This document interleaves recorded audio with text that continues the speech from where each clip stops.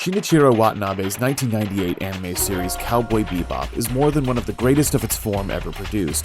It's frequently cited as the gateway show for non-anime fans to get into the medium in the first place. Why is that? You could say it's the exciting stories, its endearing crew of intergalactic bounty hunters, or its beautiful, fluid animation. Or maybe it's that the English dub is one of the few unimpeachable examples of the form. But for me, it's the music.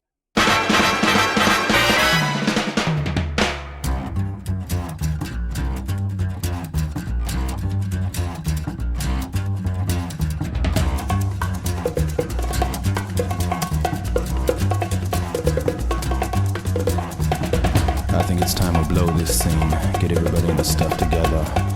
Okay, 3, 2, 1, let's jam.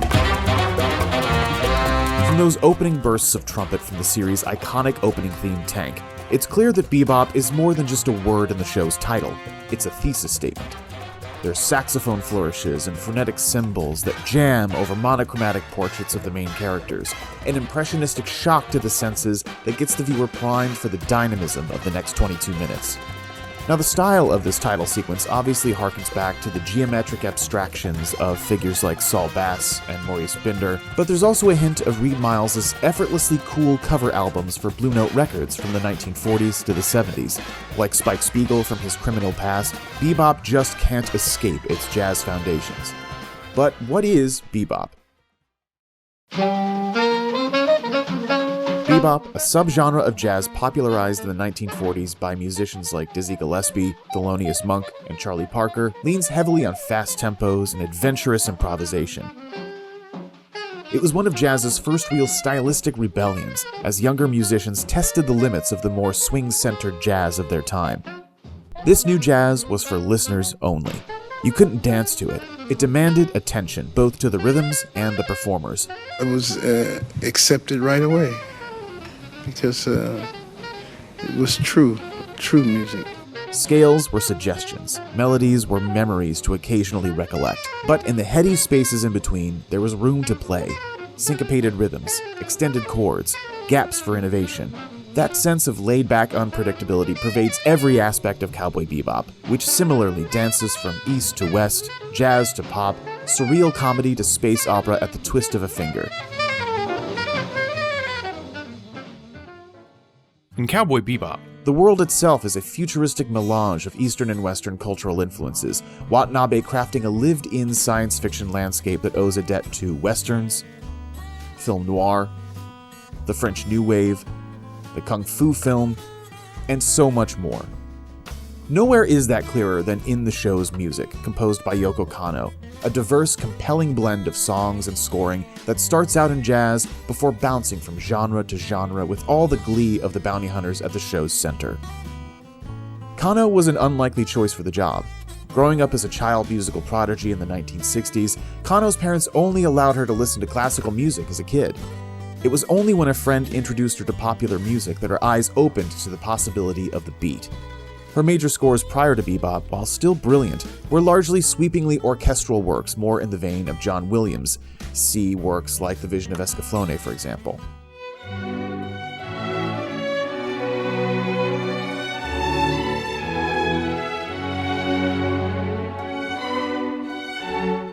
In fact, Kanno told Days Digital in an interview that when Watanabe tapped her for the role after working together on the anime miniseries Macross Plus, she was uncertain about taking the gig.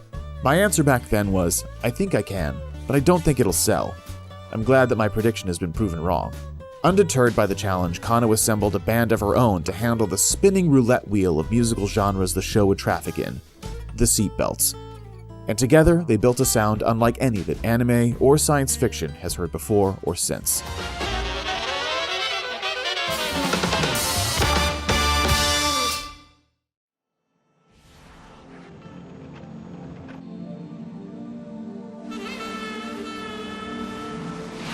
Cowboy Bebop isn't so much scored as it is soundtracked, its musical landscape consisting mostly of songs that stand in as incidental score for its 26 episodes. And within that setlist, Kanno and the Seatbelts soar seamlessly from the toe-tapping bebop beats of Tank to the strained vocals of the hard rock closing credits ballad, The Real Folk Blues.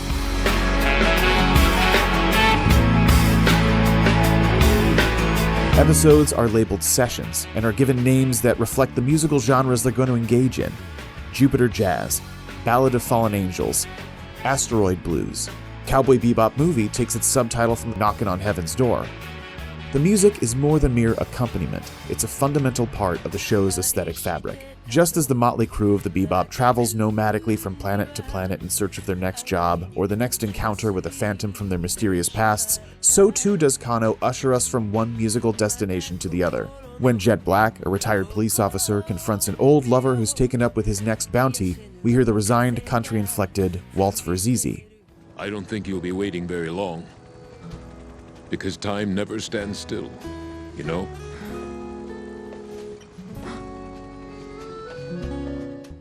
When the crew meets up with the brash space trucker VT, she enters to the shredding, head-banging heavy metal of Live in Baghdad.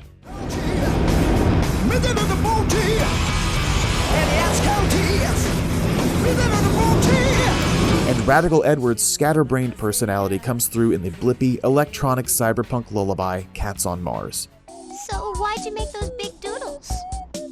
Long, long ago, long before the Gate disaster, Earth was a beautiful planet where people lived in the hills and valleys. At the center of it all is Spike Spiegel, a man running from his past whose casual exterior and devil-may-care attitude hide a deep well of pain and alienation. When he's fighting, the toe-tapping bebop sound rises to the forefront. After all, Spike's flow-like-water fighting style feels like jazz itself. It's all about the punches you don't throw. But then, he'll be smoking alone on the ship to the bluesy harmonica riffs of Spooky Doki. Or flashing back to his lost love Julia as he falls from an exploding building to the haunting lullaby, Greenbird. The soundtrack is as enigmatic and flexible as Spike himself, merging a host of influences into a seamless whole.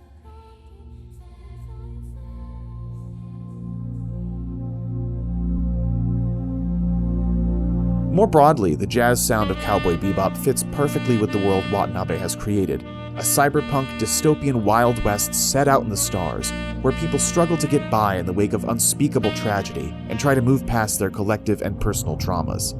Spike runs away from his life as a syndicate enforcer and his rivalry with the sadistic Vicious. Jet from the mistakes and compromises he made as a cop.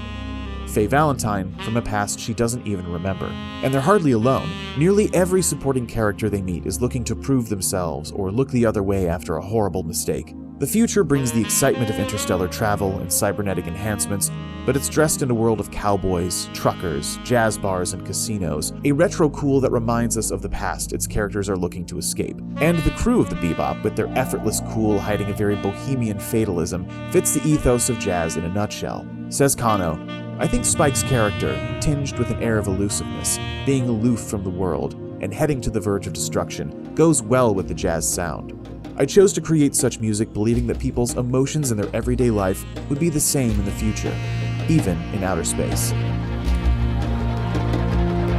It's impossible to imagine Cowboy Bebop with a more traditional score, or even one that picked one genre and stuck to it. It's too wily, too inventive a show to play it safe like that.